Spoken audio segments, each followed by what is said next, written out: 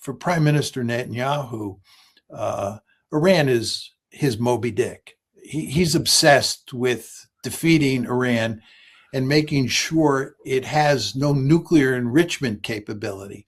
And in fact, what he'd like to do is he'd like to wreck Ukraine. He'd like to do to Ukraine what's been done to Syria. There's no question about that. But the problem is he's failed.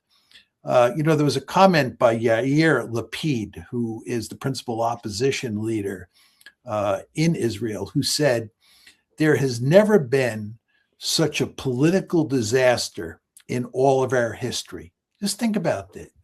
He is saying there has never been such a political disaster in all of our history. And Netanyahu surely understands that this is where he's at. And what he's doing, much like President Trump, is he's flailing. He's trying to figure out how he can rescue the situation. And I think that in the Israeli mind, certainly in Prime Minister Netanyahu's mind, the only way you can do that is you can destroy Iran as a functioning society. And you want to remember that President Trump was threatening that a week ago today, last Monday morning. He was threatening to destroy Iranian civilization, drive it back to the Stone Age. I think this is what the Israelis at this point in time would like to see happen. This is why a lot of people are very nervous about the possibility that the Israelis will turn to nuclear weapons, because that's really the only way they can destroy Iranian civilization. I don't think President Trump is going to turn to nuclear weapons, but the Israelis might try to do that. But you want to understand what a dangerous situation we're in, because the Israelis view Iran as an existential threat. And they understand that we have been unable to defeat Iran.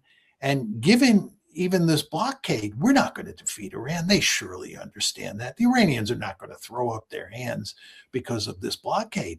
So the question is, what are the Israelis going to do? Especially because they, I'm sure, recognize that Iran has been incentivized to acquire nuclear weapons. And that, of course, is the ultimate nightmare for the Israelis.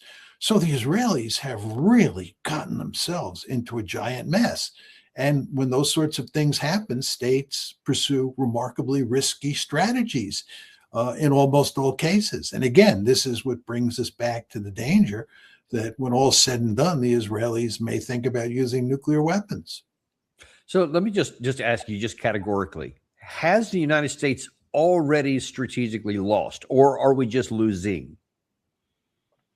Well, the war is still in progress, so we are losing. The question you have to ask yourself is, can we reverse the tide and win? And that means achieving our political goals. And we had 4 political goals going into the war, none of which we've achieved. One was regime change. 2 was putting an end to their long-range ballistic missiles that threaten Israel. 3 was ending once and for all their nuclear enrichment capability.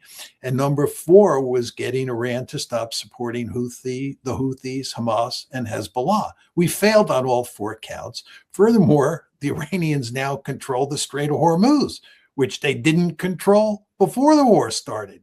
So actually, they're better off now than they were on February 27th, the day before the war started. So it's obvious who is winning this war. Now you say, can we turn it around? I would simply say to you, Danny, I want you to tell me the story about how we turn it around. I've asked lots of smart people how they think we might be able to turn this war around and rescue the situation.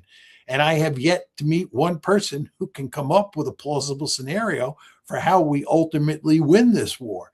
So that leads me to conclude that we will, in the end, fail. Well, you say if you've yet to find one person who can plausibly lay out a path to win. That doesn't mean that there are those who can implausibly lay this out and are, because there's a lot of people who don't seem to agree with this. I'm going to show you a few here and just kind of, I want you to give me your assessment of what this means, because what is it going to mean for policy? And I think all the people I'm about to show you here, every one of them say that have or said recently that they can pick up the phone and talk to President Trump. So he's listening to these people. These are not just pundits. It's not just somebody giving an opinion like I'm doing here, for example. This is somebody that President Trump will pick up the phone if they call. And the first one is going to be his golfing buddy, Lindsey Graham. And just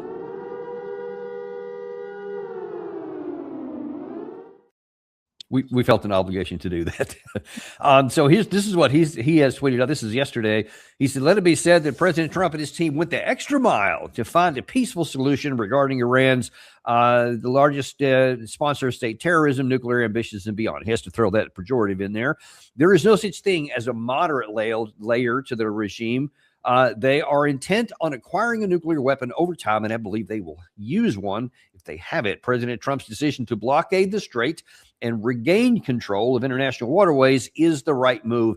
It is time to finish the job when it comes to Iran's nuclear ambitions. Now, the only way that you can, quote, finish the job is military means. You're not going to negotiate that away. I mean, if there was any possibility of that, it would have we'd have seen the outlines of it yesterday or in Islamabad, but we didn't see that. So what do you make of the claim here that it's time to finish the job on someone that President Trump does listen to? Well, I make 2 points, Danny. First of all, he says that the Iranians are intent on acquiring nuclear weapons. This is simply not true. There's no evidence of that. They signed the JCPOA. They did not walk away from the JCPOA. And all the evidence is that in the negotiations before the war started in February 28th, they were willing to put a significant cap on their nuclear enrichment capability. And there was zero evidence that they were interested in pursuing nuclear weapons. So that's simply not true. And when he talks about finishing the job, this is empty rhetoric. You and I have, been in the national security business. We've been in the military. We know that empty phrases like that don't mean anything. If you're going to finish the job, please explain to us how you're going to finish the job. Tell us exactly what the objectives are and tell us what the tactics and the strategy especially are for achieving those goals. And nobody ever does that. They just make these, facile statements about let's go in there and finish the job. What does that mean?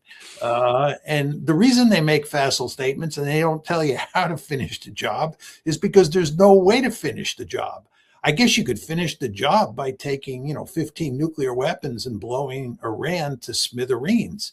But that's not a viable option. And I believe, by the way, the American military would not execute that order if it was given.